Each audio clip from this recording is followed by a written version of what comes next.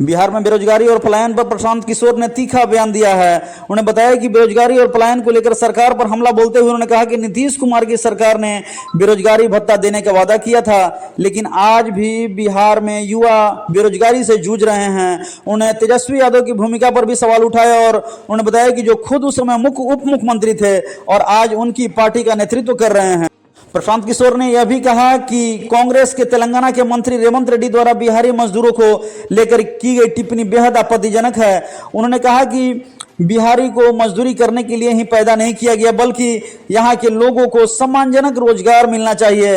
ऐसा जवाब प्रशांत किशोर ने दिया। जनसुराज पार्टी की जनता की उम्मीदों पर खरा उतरने पर पूरी तरीके से प्रतिबद्ध है और भविष्य में सभी सवालों का जवाब जनता से जरूर मिलेगा।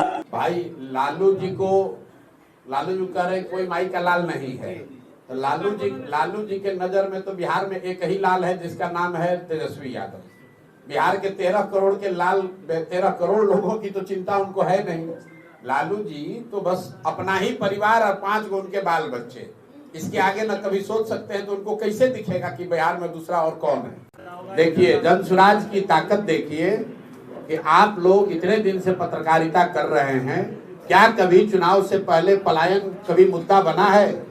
लालू जी जैसे आदमी भी कह रहे हैं कि हम लोग पलायन रोक देंगे। लालू जी के मुंह से किसी ने पलायन शब्द नहीं सुना होगा। ये जनसुराज की ताकत है।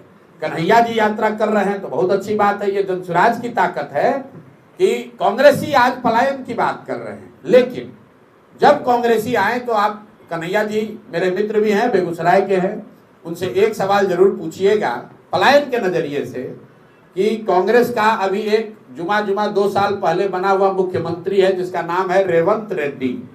तेलंगाना में उस आदमी ने कहा कि बिहारियों का डीएनए जो है वो मजदूरों का है, बिहारी जो है मजदूरी करने के लिए पैदा हुए हैं। तो यहाँ आप पलायन की बात कर रहे हैं और आप ही का मुख्यमंत्री बिहारियों को मजदूरी करने वाला बता रहा है कि ये पैदा ही हुए हैं मजदूर बनने के लिए। उस पर कन्हैया कुमार का और उससे भी ज्यादा राहुल गांधी का क्या स्टांस है, ये पूछने की जरूरत है। ये नहीं चलेगा कि बिहार के बाहर बिहारियों को बिहारी कह के गाली दोगे तो फिर बिहार में वोट मांगने काहे आए हो भाई? तेलंगाना से ही दिल्ली पर राज करके दिखा दो।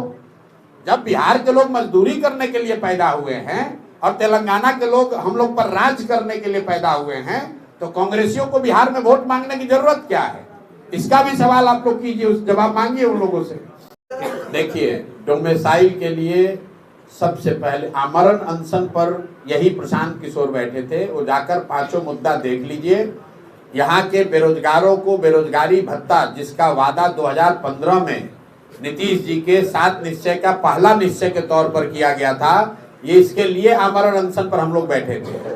डोमेसाइल नीति लागू हो उसके लिए हम लोगों ने अनशन करा था। बीपीएससी अभ्यर्थियों का मामला पेपर लीक का जो था उसके लिए आमरण अनशन पर बैठे थे। आपने कहा कि डोमेसाइल नीति पर कोई कांग्रेस या तेजस्वी जी कुछ बोल रहे हैं।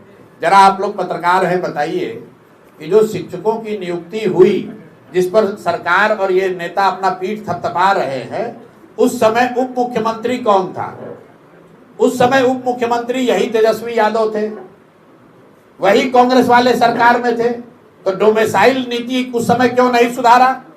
जो 60,000 से ज्यादा यूपी, मध्य प्रदेश और दूसरे राज्यों के लोगों को शिक्षकों के तौर पर बहाली का अवसर मिला, जो बहाल किए गए, उस समय सरकार में कौन था? अभी साल भर पहले यही तेजस्वी यादव और कांग्रेसी उसमें बैठे हुए थे, तब उनको डोमेसाइल नहीं दिख रहा था। हम लोग पहले व्यक्ति हैं, पहला दल है जो कह रहा है कि 75% यहाँ की सरकारी नौकरी जो है वो बिहार के बच्चों के लिए आरक्षित होनी चाहिए। ये नहीं होना चाहिए कि यहाँ पर यूपी और मध्य प्रदेश के लोग आकर शिक्षक बनेंगे और बिहार के बच्चे जाकर महाराष्ट्र में, हरियाणा में मजदूर बनेंगे। ये ऐसा इसलिए हो रहा, आप समझिए। नीतीश कुमार को पिछले 10 वर्ष से प्रधानमंत्री बनने का भूत सवार है। तो ये आदमी ये समझता है कि दूसरे राज्यों के लोगों को अगर हम बिहार में नौकरी देंगे तो उन राज्यों में हमारी छवि चमकेगी। अपना छवि बनाने के लिए बिहार के बच्चों के नौकरी की इस आदमी ने कुर्बानी कर दी। और भाजपाई और ये तेजस्वी यादव जब नीतीश के साथ रहे, कभी भी इन्होंने डोमेसाइल का विरोध नहीं किया। इसलिए सिरे से इस बार जनता इन दोनों को खारिज करेगी, खासकर युवा साथी। हम लोग कह रहे हैं 75% डोमेसाइल नीति चेंज करके 75% जॉब सिर्फ बिहार के बच्चों के लिए रिजर्व किया जा रहा है।